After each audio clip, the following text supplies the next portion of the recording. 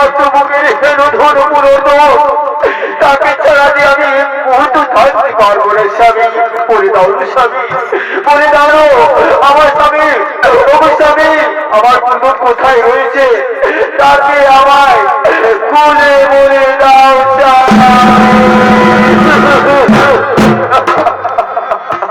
আরে পাখি জন এ দিও এ দয়া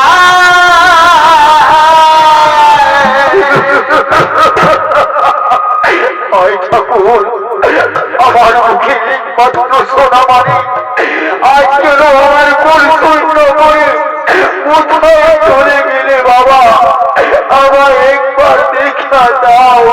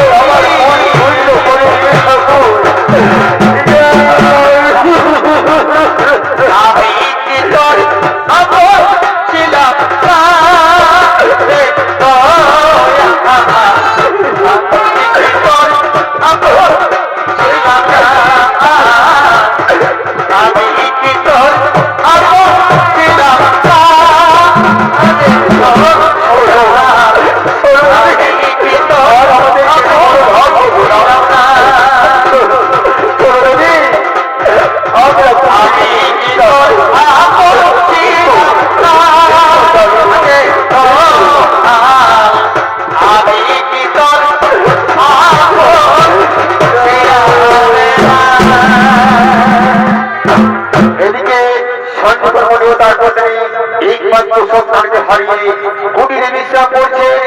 ওদিক থেকে কৃষ্ণ বলরাম শ্রীরাম সুরাম মনের কুটিরের দিকে অস্ত্রবিদ্যা শিক্ষা অর্জন করার জন্য আগমন করছে।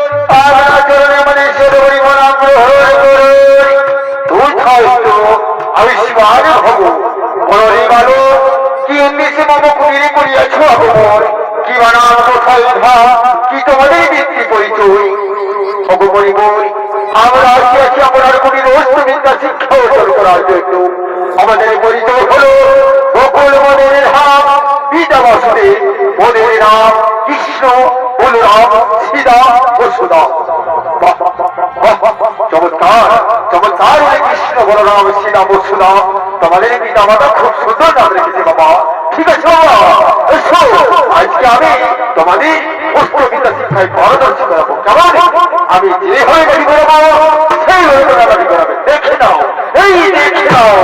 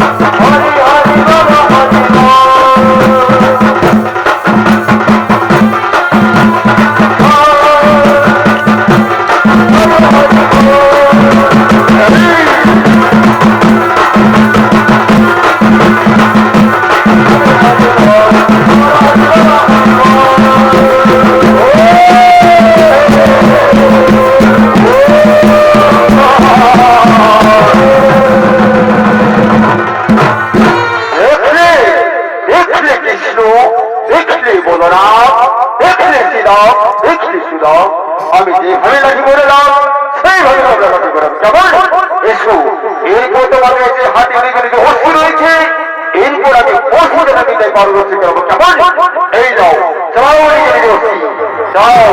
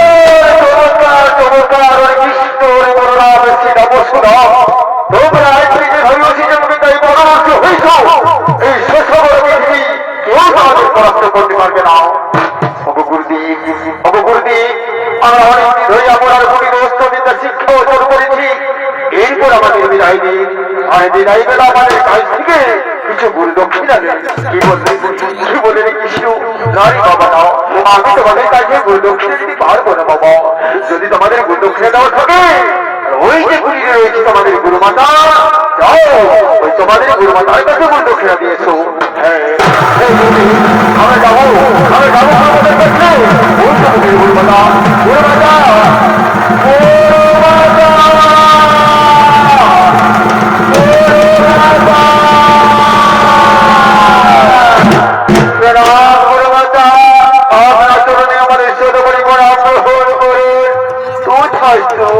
বলবৎস কি জন্য আমার কুটিরে করিয়েছ গুরু মাতা? আপনার কুটিরে আমরা অনেকদিন ধরে অস্ত্রবিদ্যা শিক্ষা অর্জন করেছি, এরপর আমাদের বিদায় দিন, আর বিদায় বেলা আমাদের কাছ থেকে কিছু গুরু দক্ষিণা নেই। কি বললে রে কৃষ্ণ? বাবা না, আমি তোমাদের কাছ থেকে গুরু দক্ষিণা নিতে পারবো না বাবা, আমি তোমাদের কাছ থেকে গুরু দক্ষিণা নিতে পারবো না।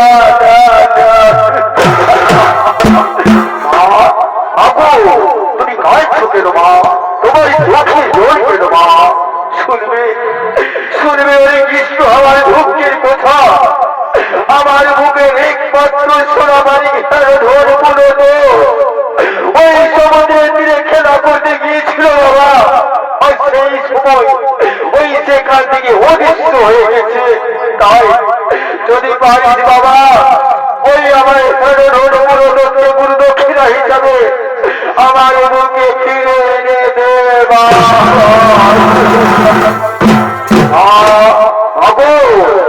আপনার কাছে আমরা প্রতিজ্ঞা করে বলছি যে এখানে কোনো তো থাক না কেন, আমরা তাকে আপনার কাছে এক্ষুনি গুরু দক্ষিণা দেখতে আনবো।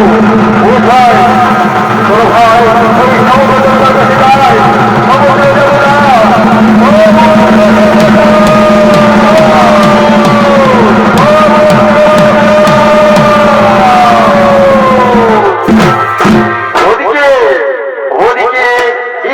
বলরাম শ্রীরাম সুরাম সমুদ্র দেবতার কাছে সর্বপ্রথমে আগমন করছে।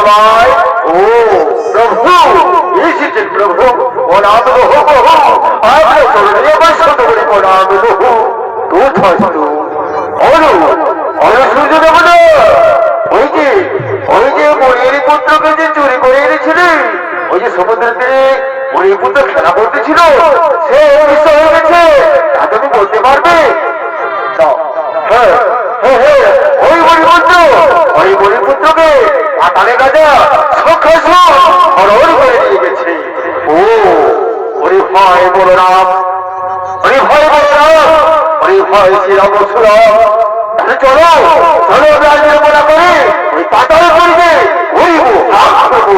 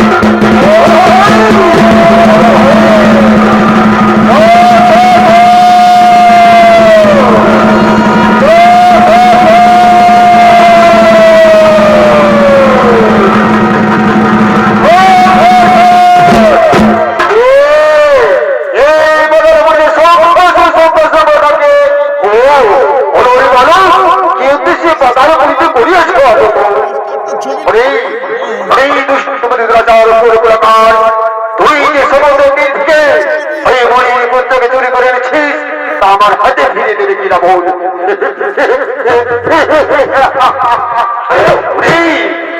বাবা ওই শিশু তো আমি যুদ্ধে ফিরিয়ে দেবো না। কি আরে এই দুষ্টকে মধ্যে তোরা চারু শুরু করে দেওয়ার আমার সাথে করে যুদ্ধ দেখি আজ মাথায়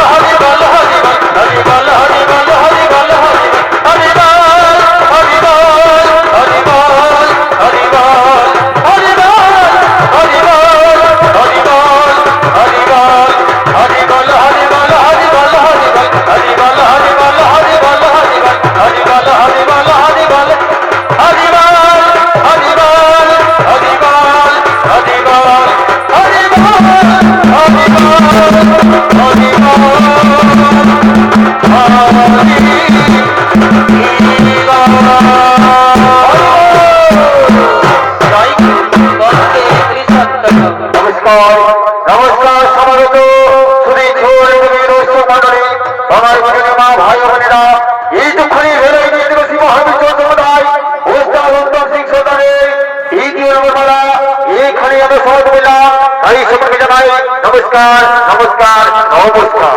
বলি এ দিদিরা তুই একটা ডাক জানাতে হবে নাকি? হয়ে যাবে এই ভাগ্য। বলি জলধরটা লেন একটা গান ধরে দে, দেখছিস না বাচ্চা তার ক্ষমতা তার ক্ষমতা বলে তো এত শুনে এলে লোকাল মজনী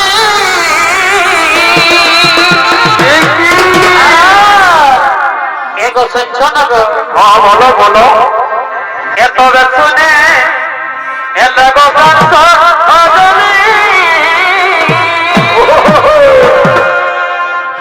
এই আমি উড়াবনে এত কারণে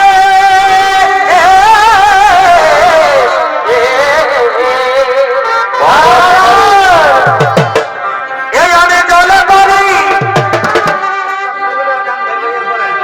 এই আমি জলে পড়ি এই লাগা আগুন হলো এ ভাবিছি না তুই আমার কথা শুনে দাও ভাবিছি না তুই আমার কথা শুনে দাও ভাবিছি না শুনে দেব কম্পনে আমি উড়াবনের কথা বলি শুনে দেব কম্পনে উড়াবনের কথা বলি জলে বাড়ি লাগাতে আগুন দাও ভাবিছি না তুই আমার কথা শুনে দাও ভাবিছি না তুই আমার কথা শুনে দাও ভাবিছি না তুই আমার কথা শুনে দাও ভাবিছি না শুনে দেব কম্পনে উড়াবনের কথা বলি শুনে দেব কম্পনে উড়াবনের কথা বলি জলে বাড়ি লাগাতে আগুন দাও ভাবিছি না